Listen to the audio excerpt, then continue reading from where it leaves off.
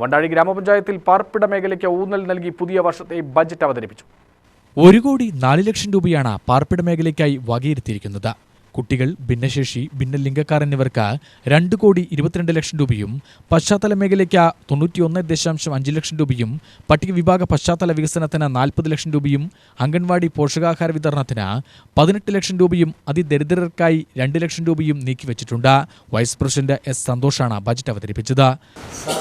വിഹിതമായി നമുക്ക് അനുവദിക്കപ്പെട്ട 3,81,93,000 രൂപയും, പട്ടികജാതി ഉപപദ്ധതിക്ക് 1,15,08,000 രൂപ, പട്ടിക വർഗ ഉപപദ്ധതിക്ക് 23,07,000 രൂപ, അങ്ങനെ ആകെ വികസന ഫണ്ട് 5,20,08,000 രൂപ. മെയിൻ്റനൻസ് ഗ്രാൻഡ് റോഡ് 1,31,59,000 രൂപ, റോഡ് ഇതരം 79,52,000 രൂപ, അങ്ങനെ ആകെ 2,11,11,000 രൂപ. വിവിധ മേഖലകളിലേക്ക് വകയിരുത്തിയ തുക: പൊതുവിഭാഗം സാധാരണ വിഹിതത്തിൽ നിന്ന് മേഖലാ വിഭജനത്തിന് ലഭ്യമാകുന്ന തുക 3,05,54,400 രൂപ.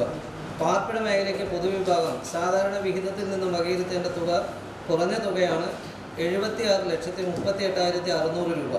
പാർപ്പിട മേഖലയ്ക്ക് വകയിരുത്തേണ്ട കുറഞ്ഞ തുക 1,40,01,600 രൂപ.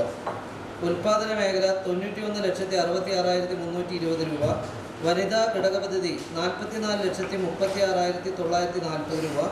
കുട്ടികൾ, ഭിന്നശേഷി ഉള്ളവർ, ഭിന്നലിംഗക്കാർ എന്നിവർക്ക് വേണ്ടിയുള്ള പദ്ധതി 22,18,470 രൂപ.